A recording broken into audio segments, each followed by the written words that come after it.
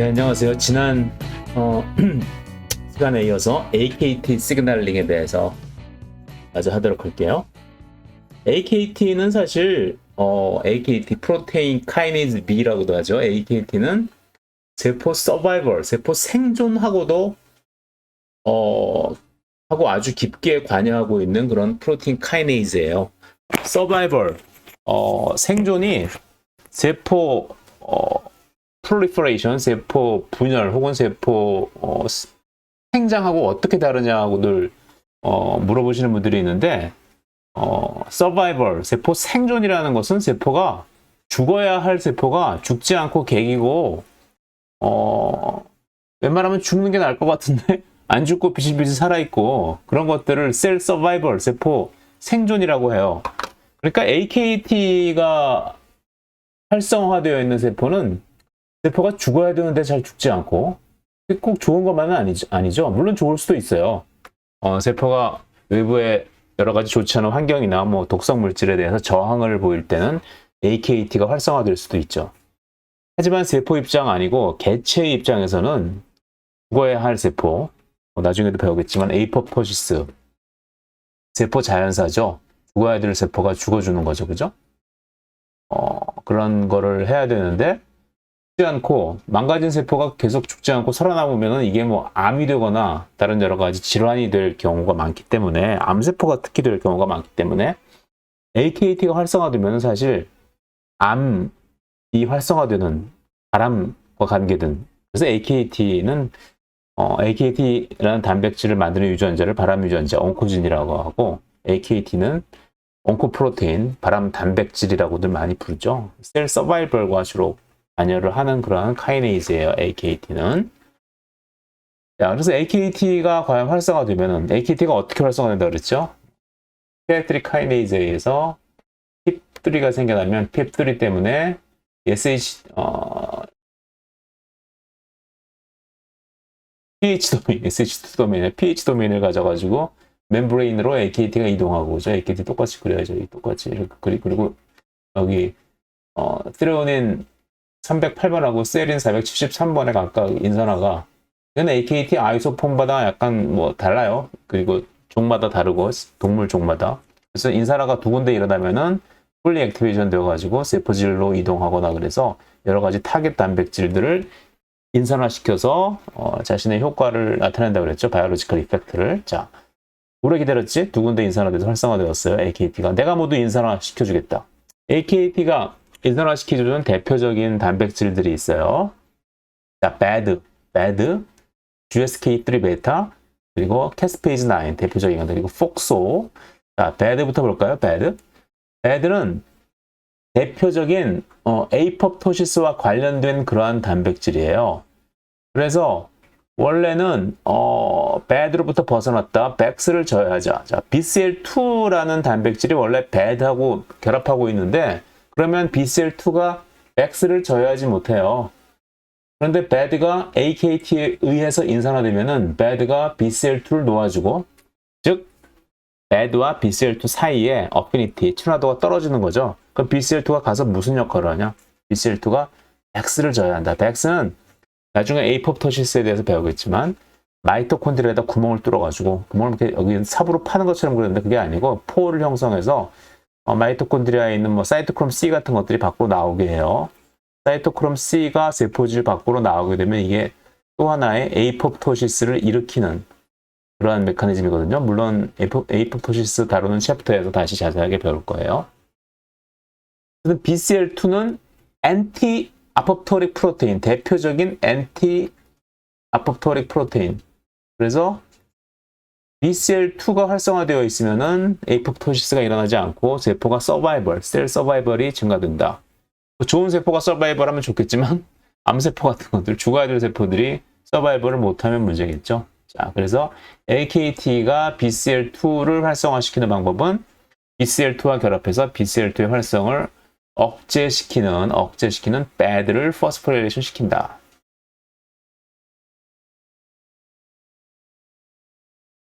그래서 BAD를 인산화시키는 메커니즘이 또 하나 있고, 두 번째로는 이건 세포 생존과는 관계가 없고 GSK3 베타, 세포의 글라이코겐 신테이즈 카이네이즈 GSK3가 글라이코겐 우리가 아는 글라이코겐이요. 신테이즈 카이네이즈인데 이건 나중에 다시 자세하게 말씀드릴 기회가 있을 거예요. 글라이코젠 신테이즈 그러니까 세포의 대사죠. 글라이코젠을 만드는 포도당을 이어 붙여가지고 글라이코젠을 만드는 그러한 대사에 관여하는 그러한 카이네이즈예요. AKT도 대표적으로 또 GSK3 베타를 인산화시켜가지고 세포의 대사를 조절하기도 해요. 대사 메타볼리즘. 그러니까 GSK3 베타를 인산화시킬 때는 메타볼리즘을 조절하는 것이고 배드를 인산화시킬 때는 세포의 에이포토시스, 세포의 사멸 억제, 그리고 셀 서바이벌스, 세포 생존 증가. 캐스페이즈 9도 마찬가지예요. 캐스페이즈도 대표적으로 에이포토시스를 에이포토시스에 유발시킨다기보다는 에이포토시스에서 직접 액션을 하는 그런 엔자임이거든요. 캐스페이즈. 다른 단백질들을 마구 자르는, 여기 보면 가위 같은 게 있죠. 자르는 그러한 엔자임인데 얘도 불활성화되어서 역시 캐스페이즈 그중에서 캐스페이즈 9이 AKT에 의해서 인산화되면 역시 에이포토시스가 억제되고 셀 서바이벌이 증가한다. 자, 여기 또 보면은 위에 또 AKT가 인산화시키는, 이번엔 한 군데 인산화시키는 게 아니라 세 군데 인산화시켜요. 폭소라는 트랜스크립션 팩터가 있죠. 폭소. 이 폭소, 뭐 폴크헤드라고도 했는데 예전에는 폴크헤드라고 불렀었는데 폴크헤드. 마치 폴크 같은 그러한 구조를 가지고 있어서 여기 트랜스크립션 팩터예요. DNA에 결합하는 그러한 형태의 트랜스크립션 팩터예요. 원래는 트랜스크립션 팩터 전사인자니까 핵 안에 들어가서 타겟 유전자를 발현시켜야 되는데, 자, 폭소가 발현시키는 유전자들은 세포 사멸과 관련된 유전자예요. 나중에 배우겠지만 뭐 파스 라이간드 같은 것들, 세포 사멸, 에이포토시스를 유발시키는 유전자들이죠. 근데 얘가 폭소가 원래 핵 안에 들어가서 얘네들을 발현시켜야 되는데 폭소가 핵 안으로 못 들어오니까 발현이 안 되는 거죠. 그죠?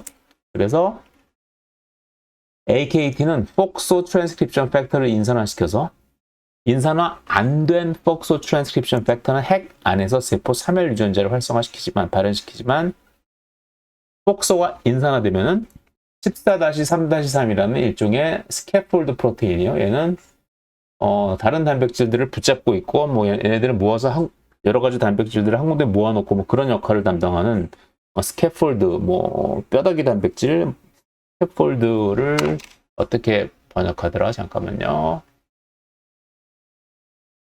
사실 찾아보니까 아주 알맞은 비유는 없고 그냥 뭐 뼈대 골격은 뭐 정도로, 그러니까 다른 단백질들이 붙어서 거기 붙어가지고 서로 자기의 위치를, 그러니까 예를 들어서 뭐 A, B, C라는 단백질들이 한 군데 모여서 일을 해야 된다. 그러면 여기 14-3-3이라는 단백질, 이름이 희한하죠. 14-3-3 단백질이 A, B, C 단백질과 각각 결합해서 얘네들을 한 군데 모아주는 이러한 역할, 다른 단백질들이 모이는 뼈대 역할을 하는 거. 다른 단백질들과 굉장히 바인딩을 잘하죠. 결합을. 여기는 뭐 여러 가지 단백질을 모아준다기보다는 오히려 반대로 이 폭소라는 트랜스크립션 팩터가 핵 안으로 들어가서 RNA 폴리머레이즈와 결합해서 트랜스크립션을 일으키지 못하도록 폭소와 결합해서 폭소가 핵 안으로 들어가지 못하도록 붙잡아주는 역할을 한다. 그렇죠? 그 예전에 RB에 대해서, RB와 E2F에 대해서도 비슷한 역할을 봤었죠. 세포 주기에서 비슷한 역할이에요. 역시 폭소가 인산화 안 됐을 때는 핵 안으로 들어가서 트랜스크립션에 관여해야 되는데 인산화가 되면은 14-3-3과 결합과 이 단백질과 결합해서 핵으로 들어가지 못하고 세포질에 있게 된다. 핵 안에 못 들어가. 이것들이 다 AKT에 의한 인산화. 얘도 AKT에 의한 인산화, 얘도 AKT에 의한 인산화, 얘도 AKT에 의한 인산화, 얘도 모두 다 AKT에 의한 인산화에 의해서 이러한 현상들이 일어납니다. 역시 폭소 트랜스크립션 팩터를 인산화시켜서 뭐죠? 에이포토시스는 셀 사멸은 억제하고 셀 서바이벌, 세포 생존은 증가시킨다. AKT는 정말 많은 일을 하는 것 같은데요. 자, AKT는 저렇게 다양한 종류의 단백질을 인산화시켜서 세포 사멸, 즉 에이포토시스 억제를 유도하여 세포 생존, 서바이벌을 증가시킨다.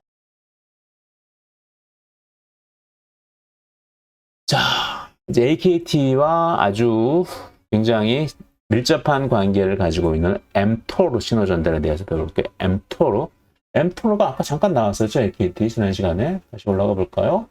AKT를 인산화시키는데 활성화시키는데 세린 473번하고 트리오닌 308번 두 개가 중요한데 트리오닌 308번은 PDK1이라는 역시 pH 도메인을 가지고 있는 카이네이즈가 인산화시켰고 세린 473번은 mTOR가 만드는 컴플렉스가 두 개가 있어요. mTOR 이외에 mTOR에는 카이네이즈인데 이 주변에 많은 단백질들이 있죠. 이름 다 외울 필요 없다 그랬죠. 컴플렉스가 두 개가 있는데 하나는 mTOR1, mTOR 컴플렉스 1, 또 하나는 mTOR 컴플렉스 2. 얘는 mTOR 컴플렉스 2죠, 2. AKT를 인산화시키는 것은 mTOR 컴플렉스 2다. mTOR은 AKT 신호 전달과 아주 밀접한 관계를 가지고 있는데 mTOR에 대해서 일반적인 신호 전달에 대해서 일반적인 얘기를 배워보도록 할게요. mTOR 보시면 뭘 관찰하고 있죠? 뭘 관찰하고 있냐? 뉴트리엔트, 뭐 산소, 뭐 ATP 이런 것들을 관찰하고 있다. 세포 내에서 얼마나 많은 영양분이 세포 안에 있느냐, 충분한 산소가 있느냐, 충분한 에너지가 있느냐 이런 것들을 모니터해서 그러한 상황에 맞게 에너지가 많이 있으면 뭐 단백질 합성을 한다든가 뭐 세포 성장을 한다든가 이런 것들을 자극시키는 방향으로 신호를 전달하는 게 mTOR다. 그래서 이런 것들을 항상 모니터하고 있다는 거죠. 네. 영양분도 준비 안 돼 있고 산소도 제대로 없는데 뭐 ATP도 충분하지 않은데 괜히 활성화되어 가지고 뭐 단백질을 합성한다고 껍적대고 그러면 뭐 별 좋을 일이 없겠죠. 그죠? 없을 때는 돈이 없는데 나가서 펑펑 쓰고 뭐 그러면 안 되겠죠. 돈이 있을수록 없을수록 아껴야 된다. 요즘 같아서는 또 많이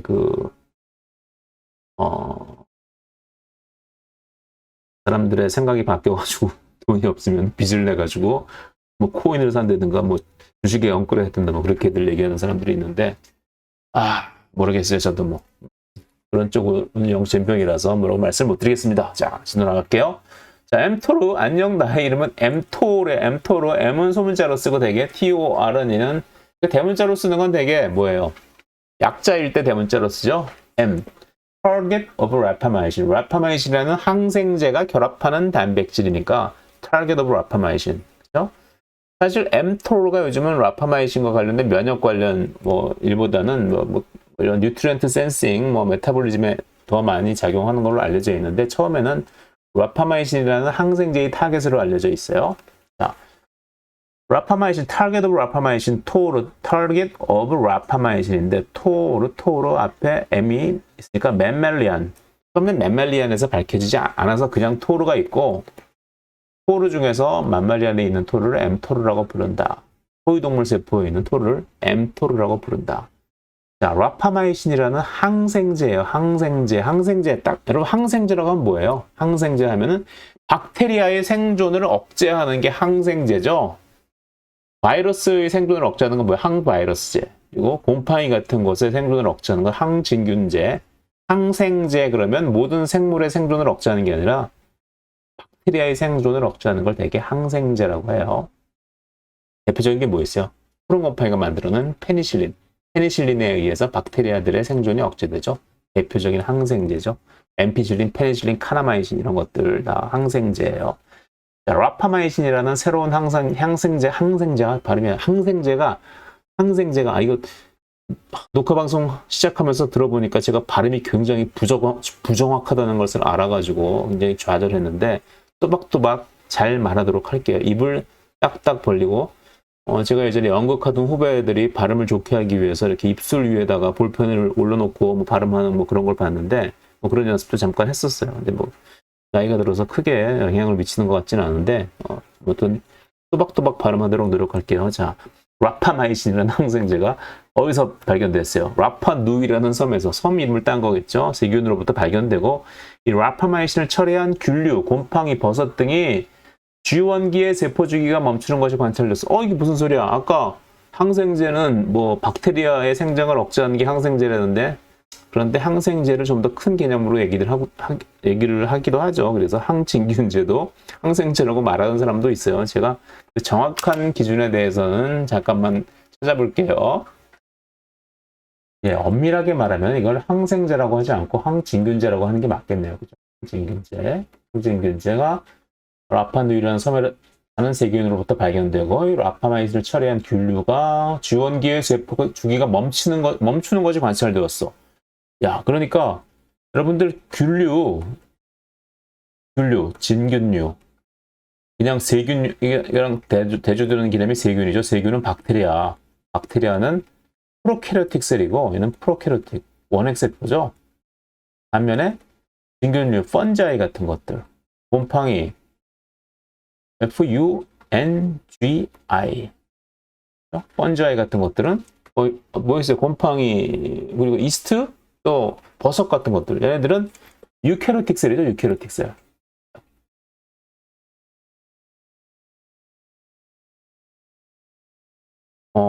진핵세포예요. 핵이 있는. 그래서 셀 사이클 프로그레션, 셀 사이클 우리 공부할 때 셀 사이클은 오직 진핵세포에서만 관찰된다고 그랬죠. 그래서 G1에 머물고 있다가 여러 가지 CDK들이 활성화되면은 S기로 넘어가게 되죠. 이 G1S 트랜지션은 굉장히 중요한데, 왜냐하면은 성장을 안 하고 있는 대부분의 세포들은 G1기에 머물고 있다가 세포 외부에서 뭐 그로스 팩터 같은 것들이, 성장인자 같은 것들이 세포 표면에 결합하거나 그러면 이제 G1에서 S기로 진입하게 되는 거죠. 그런데 이러한 곰팡이나 버섯, 이것들이 역시 진핵세포니까 셀 사이클이 있겠죠. G1S, G2M이 있겠죠. G1기의 세포 주기가 멈추는 것이 관찰되었다. 그래서 이게 특히 어디에서 많이 쓰이냐? 우리 뭐 장기 이식하는 환자들 있죠. 간 이식, 신장 이식 이런 것들 하면은 아무래도 면역계가 활성화되어 가지고 자기가 몸에 들어온 외부 장기를 공격해 가지고 이 이식이 실패로 되는 경우가 많기 때문에 이 이식한 사람들은 면역 억제제를 계속 복용을 하죠. 면역 억제제 중에서 대표적인 것 중에 하나가 바로 이 라파마이신이에요. 장기 이식을 한 환자에게 처리하는 면역 억제제로 라파마이신이 사용되었다. 이후에 이스트의 라파마이신과 결합한 라파마이신이라는 항진균제 혹은 항생제라고 불리기도 하고, 어쨌든 얘를 라파마이신을 처리했는데 라파마이신이 과연 어떠한 분자에 타깃이 되는지 처음엔 잘 몰랐을 수도 있어요. 그러다가 얘가 결합하는 단백질이 이스트에서 발견이 되었는데 걔의 이름이 토르다. 토르, Target of Rapamycin. 그리고 이스트는 별로 사실 중요하지 않다고 생각할 수도 있으니까, 왜 대부분 동물이나 포유동물 실험하는 사람들이 이스트 뭐가 중요해? 그렇게 간혹 별로 바람직하지 않은 말씀들을 하는데, 모든 과학 분야는, 모든 생물 분야, 초파리 연구하든 예쁜 꼬마 선충을 연구하든 제브라피쉬를 연구하든 마우스를 연구하든 사람을 연구하든 다 동등하게 존중받아야 될 자기들만의 개성이 있고 특별함이 있는 그러한 연구 분야죠. 그런데 아무래도 그 만말리한 포유동물을 연구하는 쪽이 질병과 연구하는 데서 좀 펀딩하는 찬스가 높기 때문에 아무래도 논문도 많고 그런 논문도 많이 나오고 연구비도 많이 투자되고 그러는 경향이 없지 않아 있죠. 그죠? 그래서 포유동물의 토르를 발견한 것이 더 큰 파인딩일 수도 있다. 그래서 만말리안의 토르가 엠토르다. 데이비 세바틴이라는 유명한 학자가 만말리안의 토르를 발견했다. 안녕, 나는 MIT에서, 아직도 MIT에 있어요. MIT에서 일하고 있는 데이비 세바틴이라고 해. 내가 엠토를 처음 발견했지. 엠토도 역시 프로틴 카이네이즈다. 세렌트로닌 프로틴 카이네이즈고 PI3 카이네이즈와 비슷한 패밀리. 비슷한 패밀리라는 뜻은 뭐예요? 비슷한 아미노산 시퀀스 조성을 가지고 있어서 약간 비슷한 계열로 분리된다는 거죠. 이 mTOR 시그널링은 PI3 카이네이즈 AKT 시그널링과 밀접하게 관련이 있다. 자, mTOR 아까 얘기했듯이 mTORC1 그리고 mTORC2라는 두 개의 복합체를 만든다고 그랬죠. 여러 가지 단백질들과 합쳐져서. 그래서 mTORC2는 아까 배웠어요. 뭐죠? AKT의 세린 473번을 인산화시키는 그러한 카이네이즈가 mTOR2 컴플렉스다. 앞에 AKT 신호 전달 과정에서 잠깐 출현했던 mTOR2는 AKT의 윗단계에서 AKT를 인산화시키는 mTOR2는 AKT를 인산화시키는 그러한 카이네이즈 컴플렉스이고, mTORC1은 반대로 AKT에 의해서 활성화되는 게 mTORC1이다. mTORC2는 AKT를 활성화시키고 mTORC1은 AKT에 의해서 활성화된다. 자, 그러면 다시 AKT가 활성화되는 과정을 다시 복습해 보도록 해요. 첫 번째, 리셉터에 라이간드가 결합해야겠죠. 자, 번호를 따라가도록 해요. 라이간드가 결합? 그러면 이 리셉터 타이로신 카이네이즈니까 리셉터 타이로신 카이네이즈의 활성에 의해서 리셉터의 요 인트라셀룰라 도메인 부분에 타이로신이 인산화된다. 그러면 포스포타이로신을 인지한 SH2 도메인을 가진 피에트리 카이네이즈가 멤브레인으로 와서 활성화되면 피에트리 카이네이즈가 멤브레인의 구성 성분인 포스파티디노시톨 4,5-비스포스페이트 PIP2를 갖다가 PIP3, PIP3 포스파티디노시톨 3,4,5 트리포스페이트 PIP3로 만들어낸다. PIP3로 만들어낸다.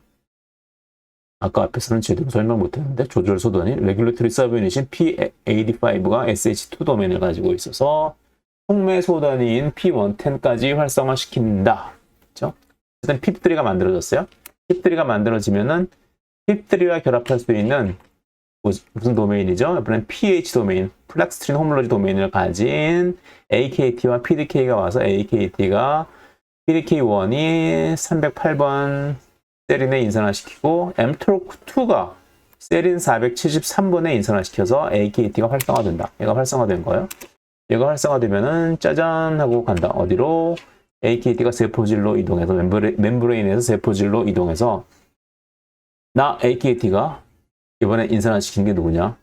mTORC1을 직접 인산화시키는 게 아니고 아까 mTORC1을 활성화시킨다고 했죠? 직접 인산화시켜서 활성화시키는 게 아니고 아주 복잡한 간접적인 방법을 택해요. 첫 번째 뭐냐? AKT가 TSC2라는 단백질을 인산화시켜서 이번에도 역시 스태폴드 프로테인이 나와요. 아까 폭소가 AKT에서 인산화되면 14-3-3과 결합한다고 그랬죠? 얘도 마찬가지예요. TSC2가 AKT에 의해서 인산화되면은 어떻게 된다? 인산화되면은 TSC2가 TSC1과 원래 둘이 이렇게 결합하고 있어야 되는데 더 이상 TSC1과 TSC2가 결합을 못해서 TSC1, TSC2 복합체가 해체가 된다. 해체가. 자, TSC1하고 TSC2 복합체는 뭐냐? 얘에 대해서 일단 공부를 해볼게요. TSC1하고 TSC2가 복합하고 있으면, 둘이 결합하고 있으면 TSC1, TSC2 컴플렉스는 어떤 역할을 하냐? 얘는 GTPase Activating 프로테인이에요. 자, G 프로테인, Small Molecular Weight G 프로테인, RAW, RAS, RAC, RAN 이런 것들 GTP와 결합하면 활성화되고 GDP와 결합하면 활성화되고 GDP와 결합하면 불활성화된다 그랬죠? GTP와 결합할 땐 활성화되고 GDP와 결합할 땐 불활성화된다. 그런데 이 GTP를 가수분해시켜가지고 GDP로 만들어서 이 G 프로테인을 불활성화시키는 놈들을 뭐라고 그랬죠? 갭이라고 그랬죠. 갭. 갭에는 여러 가지 종류가 있는데 각각의 G 프로테인마다 서로 다른 갭을 가지고 있어요. 그런데 이 TSC1, TSC2 컴플렉스가 갭으로 작용해요. 갭으로 작용하면 얘네들이 활성화되면은 어떠한 G 프로테인을 불활성화시킨다는 거겠죠. 얘네들이 불활성화시키는 G 프로테인은 뭐냐? 이게 랩. R로 시작하는 애들 중에서 Small Molecular Weight, 저분자량 G 단백질이 많아요. 랩을 불활성화시킨다. TSC1, TSC2 컴플렉스가 랩을 불활성화시켜요. 원래는 GTP를 차고 있으면 활성화되는데 TSC1, TSC2 컴플렉스가 갭이라서 얘를 디포스포레이션 시켜가지고 분해해가지고 하이드롤라이즈 시켜가지고 GTP를 디포스포레이션 시킨다는 말은 잘 안 쓰죠. GTP를 가수분해시켜서 GDP로 만들어서 얘를 불활성화시킨다. 표정 보니까 불활성화된 표정이죠. 근데 원래 이 상태로 돼서 랩이 불활성화 되는데 만일 AKT가 다시 여기로 돌아와서 AKT가 TSC1을 인산화시키면은 인산화된 TSC2를 인산화시키면 인산화된 TSC2는 14-3-3하고 결합해서 TSC1에서 떨어져요. 그러면 이 컴플렉스가 망가지는 거죠. 얘가 더 이상 랩의 갭으로서 역할을 못한다. 그러면 랩이 GTP를 붙잡고 활성화될 수 있다. 드디어 웹갭인 TSC1, TSC2의 방해에서 벗어나 GTP를 꿰찼다. GTP가 가수분해되지 않은 거죠. 나 활성화됐어요. 활성화되면은 이 랩 GTPase가 이 랩 스몰 몰레큘러 H 프로테인이 누구를 활성화시킨다? mTORC1을 활성화시킨다. 랩의 도움으로 드디어 mTORC1이 활성화됐다. mTORC1이 활성화되기 위해선 랩이 필수적이다. 그래서 AKT는 TSC2 인산화 그리고 웹의 활성화를 통해서 mTORC1을 활성화시킨다. mTORC1을. 자, 그럼 이 다음 질문은 뭐겠어요? mTORC1이 활성화되면 과연 무슨 일이 일어날까? mTORC1이 활성화되면 과연 무슨 일이 일어날까? 자, 여기 다시 한번 정리하고 갈게요. AKT를 활성화시키기 위해서는 mTORC 복합체 중에 하나인 mTORC2가 필요했고 mTORC2 컴플렉스. 자, 보시면은 이 복합체가 이 구성 성분이 다르죠? 뭐 다 외울 필요는 없고 mTORC1에는 릭터라는 놈이 있고 mTORC2에는 릭터라는 놈이 있고 mTORC1에는 여기 뭐 랩터라는 놈이 있다. 뭐 이 정도로 알아두시면 될 것 같고 mTORC1은 GTP가 결합하고 있는 랩이라는 스몰 몰레큘러 웨이트 프로테인이 활성화를 위해서 필요하다. mTORC2는 AKT를 인산화시켜서 어디? 셀인 473번을 인산화시켜서 활성화시킨다. Thank you mTOR. Thank you mTOR. 그냥 카이네이즈니까 인산화시키는 건 mTOR예요. Thank you mTOR2라고 해도 되는데 딴 애들은 들러리고 실제로 인산화시켜주는 건 얘니까 뭐 mTOR라고 얘기를 하는데 딴 애들이 들으면 섭섭하겠죠. 사실 얘네들이 없으면 mTOR 컴플렉스가 만들어지지 못하니까 AKT가 배은망덕하게 저렇게 얘기하면 안 되죠. mTOR2라고 얘기하는 게 맞겠죠. 그죠? 그리고 활성화된 AKT는 TSC2를 인산화시켜가지고 얘를 랩을 활성화시키면서 mTORC1을 활성화시킨다. Thank you AKT라고 얘기하죠. 그럼 여기 우리 완복이가 물어보죠. 그러면 실제로 활성화된 mTORC1이 대포 내에서 하는 일이 무엇일까? 자, 이제부터 mTORC1이 하는 일을 보도록 할게요. mTORC1은 뭐냐? mTORC1은 얘가 얘기하죠. 나는 S6 카이네이즈와 4EBP1을 인산화시켜 단백질 합성을 시작시킨다. 그러니까 mTORC1이 활성화되면은 뭐죠? 프로테인 신테시스, 단백질 합성이 시작된다. 그래서 mTORC1이 활성화되면은 단백질 합성이 활성화된다고 그렇게 생각하시면 돼요. 과연 어떻게 활성화시키느냐? 나는 S6K와 4EBP1을 인산 F가 아니라 B, 여기 지워야겠다. 지워져라. 4EBP1을 인산화시켜서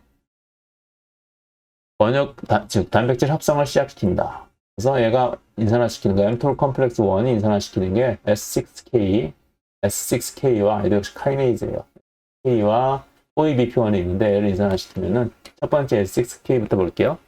얘는 mTOR에 의해 인산화되면 활성화되어서 S6 카이네이즈가 S6를 또 인산화시키겠죠. 리보솜의 서브유닛이에요. 얘를 단백질 합성, 트랜슬레이션, 개시를 돕는다. 유캐리오틱 트랜슬레이션에는 굉장히 많은 팩터들이 작용하죠. 이니시에이션 팩터 뭐 이런 것들이 막 있는데 이런 것들이 뭐는 나중에 분자생물학 시간 같은 데서 좀 더 자세하게 배울 수 있을 것 같아요. 이건 세포생물학이니까 이 트랜스크립션 트랜슬레이션 파트는 분자생물학 혹은 분자유전학 파트를 위해서 남기도록 할게요. 자, 그래서 얘가 S6 카이네이즈가 활성화되어야지 라이보솜이 활성화되어서 트랜슬레이션이 시작된다고 생각하시면 돼요. 자, 그리고 또 하나 4EBP1 번역 저해 인자 4EBP1 번역 저해 인자예요. 4E 이 EIF4E는 뭐냐면 유캐리오틱 이니시에이션 팩터 4E 그렇죠? 유캐리오틱 진핵세포의 이니시에이션 팩터 중에서 여러 개가 있는데 뭐 4G, 4A, 4B 뭐 있죠? 얘네들이 평소에 BP, 4EBP1이라는 BP라면 되게 바인딩 프로테인이죠. 바인딩 프로테인. 누구하고 바인딩 한다는 거예요? 4E와 바인딩해서 4E를 억제하는 거죠. 근데 평소에는 얘를 붙잡고 억제하고 있다가 역시 또 얘가 mTORC1에 의해서 4EBP1이 인산화되면은 유캐리오틱 이니시에이션 팩터 4E, EIF4E를 놓아준다. 놓아주면 여기 가가지고 여기서 이니시에이션 컴플렉스를 만들어서 단백질 합성을 시작할 수 있도록 해준다. 제가 얘기하죠. OABP1으로부터 벗어나서 mRNA에 5' 캡에 붙었다. 5' 캡에 이런 것들이 붙어야지 와서 라이보솜이 붙어가지고 트랜슬레이션이 시작되죠. 나는 mRNA 40S 라이보솜, 이제 스몰 라이보솜이죠. 스몰 서브유니트. 여기 커다란 라지 서브유니트 60S 서브유니트 와가지고 두 개가 결합하면은 80S 서브유니트이 만들어지는 거죠. 그죠? 단백질 합성 개시. 나는 mRNA, 이제 곧 라이보솜이 결합하여 단백질이 만들어질 거예요. 단백질 합성 개시는 유캐리오틱 이니셜 팩터 여러 종류가 작용하는 복잡한 과정이니까 나중에 다른 강의를 통해서 배우도록 할게요. 엠톨 시그널링 여기까지만 할게요.